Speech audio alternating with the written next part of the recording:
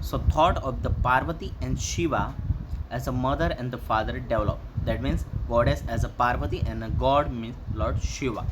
कि जो आज की डेट पे जो हम वर्शिपिंग है गॉड एंड गॉडेस का मदर फादर का worshipping that the came from the Dravidian cultures and more ever the tradition of the worshipping nature is the gift of the Dravidian tradition of the worshipping of the nature का जो worshipping है that is Basil जो हम तुलसी माता की जो पूजा करते हैं that is the gifted of the Dravidian culture and the tradition of the worshipping with dhoop deep and aarti are considered to be the gift of the Dravidian. Now, beside the nature and animal worshipping, etc., also the came from the Dravidian culture. Are great features. कि question इनमें से बन सकता है कि जो nature worshipping who's the people are giving the nature worshipping concept, that is the Dravidian people. Are the great features, and originally deities of the Dravidian have been accepted by the Aryans and were re-established by them as a god of the culture with the phase of time. Deities means के जो देव होते हैं कि जो Dravidian के देवी देवता थे और उसका ही कल्चर किसने एक्सेप्ट किया आर्यंस ने और reestablish by them as god of culture कि गॉड का कल्चर जो देवी देवताओं का कल्चर है वो द्रविडियन का आर्यन ने भी एक्सेप्ट किया फेज ऑफ टाइम धीरे धीरे under the tremendous influence of the north and the Aryan culture was deeply internalized by the Dravidian culture. Dravidian culture का मैक्सिममली डीपली उसको इंटरलाइज किया था मिक्स हो गए and that's the main reason of the hence intercaste marriage took place और वही reason था दोनों के बीच में द्रविडियन और आर्यन के बीच में क्योंकि धीरे धीरे इन लोगों ने आर्यंस ने द्रविडियंस का मैक्सिममली जो कल्चर था ट्रेडिशन था even also that the nature worshipping cultures all are accepted and उसकी वजह से इंटरकास्ट मैरिज अलाउड हुआ और Dravidian has the matriarchal system of the family matriarchal system that means कि हमारे आज की डेट पे जो हेड ऑफ द फैमिली होता है that is our father but matriarchal system that means head of the family is a mother और South में द्रविडियंस आज भी maximum publics are the belong to the South Indians publics is are Dravidian public और वहाँ पे आज की date पे भी मैट्रिकल सिस्टम है Dravidian progress a lot in different craft and art like a buildings boat raft weaving spinning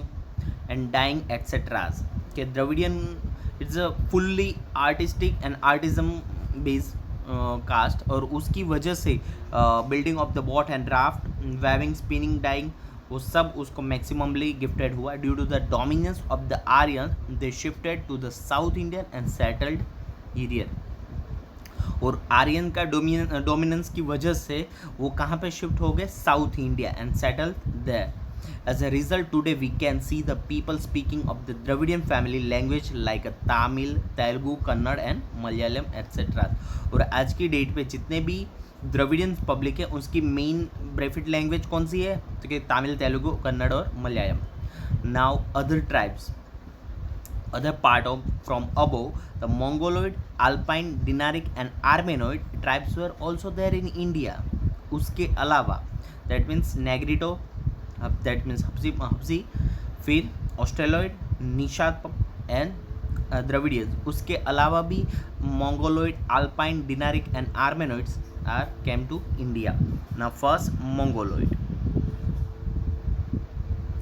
Mongoloid they came to India from the North China via Tibet and settled down at North Assam and Sikkim, Bhutan, West Bengal etc. they were the Mongoloid people and they gradually Indianized themselves means के Indianise में मतलब Indian culture में वो धीरे धीरे उसमें mix हो गए Mongoloid people possessed by the physical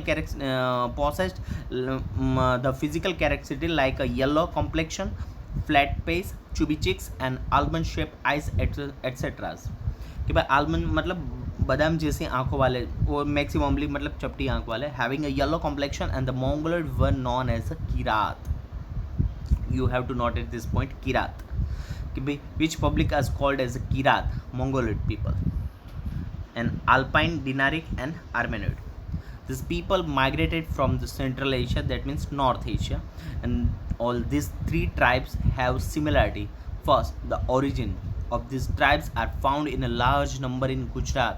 और मैक्सिममली हमारे आज की डेट पे इस सब सेंट्रल एशिया में से जितनी भी पब्लिक आई है, number of people as a Gujarat, Saurashtra, Maharashtra, Bengal and Odisha, वो सब आज की डेट पे जो हम लोग है, it's we are always we are Alpine Dinaric Armenoid tribes and the Aryans, the Nordic Aryans were the creators of the Aryan civilization in India. Nordic and the Aryan, जो आर्यन सिविलाइजेशन थी, जो आज की डेट की जो civilisation है वो सब Aryan civilisation, and Hindus were called Aryans. मैंने जो बताया वही कि भाई आज की डेट की जो सिविलाइजेशन है वो आर्यन सिविलाइजेशन है, क्योंकि जो हड़प्पा सिविलाइजेशन थी, हमने प्रीवियस वीडियोस में बात की कि जो ब्लैक टाइम एरा था कि उसके बीच में नो वन कैन नोज के भाई किसी को पता नहीं और क्या हुआ था, और पूरा का पूरा मतलब पूरी सिविलाइजेशन ही ख़त्म हो गई थी. तो आज की जो आर्यन सिविलाइजेशन है वो Hindus were called Aryans in the ancient time, and the area where they were densely populated was called Aryavarta. और मैक्सिममली जो वो लोग जहाँ पे रहते थे उसको क्या नाम दिया गया, Aryavrat. As the 7 rivers were the flowing over there, that region was the name as a Sapta Sindhu. In ancient time, the first Aryan population was the concentrated in the northwest. Northwest किस direction पे?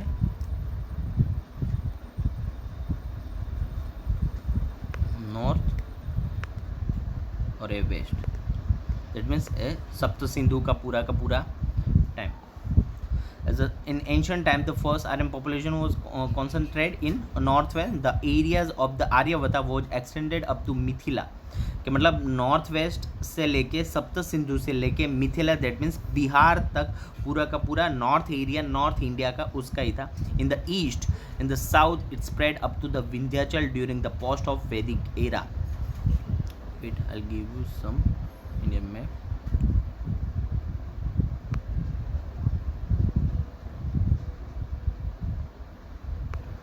ए north west Aryan, Bihar और Vindhyachal ranges, एक पूरा का पूरा north area cover किसने किया था, आर्यन.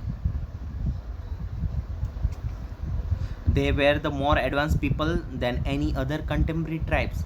और दूसरी जो जितनी भी ट्राइब्स आई थी उसमें एडवांस जो फीचर्स वाइज एंड टेक्नोलॉजिकल नहीं लेकिन टेक्निकली टैक्टिक की वजह से एडवांस पीपल में कौन थे, Arya. This vast land was recognised with the various names as the Bharat Bhumi, Bharatkhanda, Bharatvarsh etcetera, and after the name of the king Arya Bharat और भरतकुल ट्राइब्स. और यही नाम धीरे धीरे as a king of the Bharat और भरत राजा की वजह से ही हमारे इंडिया का नाम दिया गया Bharat. And Aryans were nature lovers.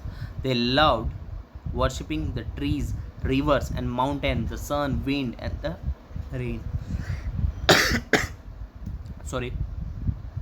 They had composed the hymns for the praying to various nature elements. Hymns means Rucha, जो नॉर्मली वैदिक एरा पे वेदास की बात की हमने, ऋग्वेदा, उसमें जो श्लोक आते हैं उसको बोलते हैं रुचाज. Compose the hymns for praying various natural element, कि नेचर एलिमेंट की वर्शिपिंग की वजह से उन्हें बहुत सारी हैम्स कंपोज किए, और वो भी कौन से टाइम पे, वैदिक एरा में. In due to course of time some religious ceremonies like a recitation of the Vedas, performing yagya and other activities became the prevalent in India. और उसकी वजह से मैक्सिममली जितने रेसिटेशन ऑफ वेदास, कि वेदास का रेसिटेशन मतलब रुचुआओं का स्मरण करना, रेसिटेशन मीन्स स्मरण करना, कि भाई उस श्लोक गाना, परफॉर्मिंग यज्ञ करना, और other activities become the prevalent in India. और ये सब कहाँ से आई, आर्यन की वजह से. And there were a fine amalgamation of the tribes, those tribes with their specific style of living and harmonious culture was formed, and which is gave the glorious and prosperous heritage to gave India. Amalgamation means मिश्रण होना, mix होना. और ये सब दूसरी tribe की वजह से आर्यन कल्चर में दूसरी ट्राइब्स मिक्स हुई, और उसकी वजह से which gave the India को glorious and phosphorus heritage मिला. This foreigner and Indian tribes amalgate in such a way over a long period of time that they lost their individual identity through the intercaste marriage. और जो individually identity सबको मिल रही थी वो intercaste marriage की वजह से वो सब चली गई और ओवरऑल सब लोग एक रिच हेरिटेज का पार्ट बन गए. Outsider and local people were greatly influenced by the language, script, names, and religious belief, etc. played a vital role in Indianizing these foreigners. कि बाहर की जितनी भी पीपल आई थी उसमें वाइटल रोल, मैक्सिमम रोल हुआ फिर किसका, फॉरेनर्स, दैट मीन्स जो यूरोपियंस वो सब आए उसका. और इंडियनाइजिंग मतलब इंडियाज़ को पूरा का पूरा एक कल्चर बेस पूरा एक इंडिया बनाने के वही उनका मैक्सिमम रोल हुआ. Since ancient times a composite culture has been created in India. They all then becomes Indians. In short, in ancient India, the amalgamation of the various culture enriched Indian culture by making it varied and prosperous. और यही सब people की वजह ये सब बाहर से became to Indians, और जो सब बाहर से आए उसका अमलगेशन की वजह से ही पूरा various varied and rich culture हमारा जो बना, हेरिटेज जो हमारा बना, और उसकी वजह थी ये सब बाहर की people public. Okay, now preservation and the conservation of heritage. Each aspect of Indian heritage made the India eye-catching. कि भाई ये जो each aspect of the Indian heritage made India eye-catching, कि इंडिया का जो eye-catching heritage किसकी वजह, each aspect, ये सब जितने भी aspect है उसकी वजह से हमारा जो heritage है वो eye-catching बना. And the picture screen and attractive, कि पूरा का पूरा अट्रैक्टिव पिक्चर स्क्रीन्स बना किसकी वजह से, ये सब ऊपर जितने भी हमने कल्चर हेरिटेज, नेचुरल हेरिटेज की बात की उसकी वजह से. And heritage brought to the glory to the nations, and India attain a leading position in the world by keeping its rich heritage protected and preserve. और आज की डेट पे हमारा जो वेराइडनेस है, हमारी जो हेरिटेज में जो वैरायटी है उसकी वजह से हम लीडिंग पोजीशन में बिलोंग कर रहे हैं आज की डेट पे. Thus it is the primary and the pious duty of every citizen of India to see that nobody harms the ancient memorials and also to preserve the places having the historical importance and values. Primary means basic and the प्लॉज, that means हमारी जो एक पवित्र pure, ये हमारी पवित्र responsibility है, हमारी ये हमारा एक ड्यूटीज़ है, हमारी फंडामेंटल ड्यूटीज़ है हमारी, कि हमें हमारा जो ग्लोरियस जो हमारा हेरिटेज है, हमारा मेमोरियल्स है, स्कल्पचर्स है, राइटिंग्स है, स्क्रिप्ट है, वो सबको संभाल के रखना है, उसकी वैल्यूज़, उसकी इंपॉर्टेंस को बरकरार रखना है. In our constitution the fundamental duties of the Indian citizen are the mention in the article 51A, and in that the in column was the 6, 7 and 9 describe the following duties of the preservation of the cultural heritage that are given below. और हमारे front page पे भी यही fundamental duties है जो article 51, हमारे जो Indian constitution Bharat के बंधारण में जो आर्टिकल्स है उनमें से आर्टिकल 51A उसमें यही मेंशन किया गया है कि हमारे ये fundamental duties, it's all our fundamental duties. और फंडामेंटल ड्यूटीज़ में कौन से 6, 7 और 9. Let's read it. Let's learn it. To understand the importance of our harmonious culture and prosperity and preserve it. कि हमें हमारा जो हारमोनियस कल्चर है, हारमोनियस मीन्स कि भाई यूनाइटेड कल्चर, पूरा का पूरा जितनी भी ट्राइब्स आई उसका अमलगेशन हो के मिक्स के एक यूनाइटेड कल्चर बना, उसका हमें केयर करनी है, उसकी प्रॉस्पेरिटी की, और उसको प्रिजर्व करना है, मतलब उसको ज़िंदा रखना है. Maintain the forest, tanks, rivers, pond and the wild animal and the bird along with the maintaining the natural environment and to show the compassion for the all living creatures. कि ये जो हमारा जितने भी मेंटेन फॉरेस्ट टैंक्स हैं उन सबको maintain करना है, और उसके अलावा शो द कंपेंशन मतलब जो विशिष्ट है, जो हमारा क्रिएचर है, लिविंग क्रिएचर जो विशिष्ट है, इतना अलग है, उसको हमें बरकरार रखना है. The protection of the public property and giving up violence are also included is in. क्या पब्लिक प्रॉपर्टी है उसका प्रोटेक्ट करना है, और वायलेंस है उसको गिव अप करना है, giving up the violations. Thus nature has created beautiful landscape. We should maintain the purity, sanctity and beauty of this Purity, sanctity and beauty of this place is considered to be the our moral duty. कि हमारे जो natures है हमारा जो culture है, हमारा जो heritage है, उसको प्योरिटी मतलब उसकी प्योरिटी बरकरार रखना है, सेंसिटी मतलब उसकी पवित्रता बरकरार रखना है, and beauty of this place is consider to be the our moral duty.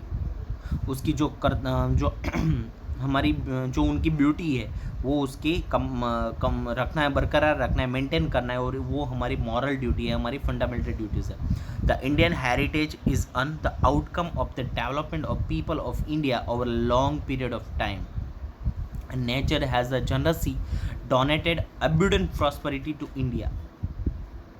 कि nature has the generously donated, generously means कि मैक्सिममली उसने हमें जितना भी प्रॉस्पेरिटी दी है, एब्यूडेंट मतलब मैक्सिममली प्रॉस्पेरिटी दी है. India achieve the invaluable opportunity in all the field of gradual development due to the India peculiar nature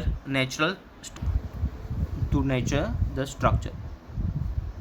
In this way, the Indian heritage is a result of the development of people of India in the social, economical, political and cultural fields over the century. कि Indian आज की वजह से, Indian rich heritage की वजह से ही हमारा development हुआ है. और कौन से फील्ड में? Socially, economically, politically and cultural field में हमारा मैक्सिममली आज की डेट पे सेंचुरीज में डेवलपमेंट हुआ है. Now here we stop the first lectures and is the I think fourth lecture and the first chapter here we completed. Now we going to the next chapter number 2 in the next lectures. Namaste.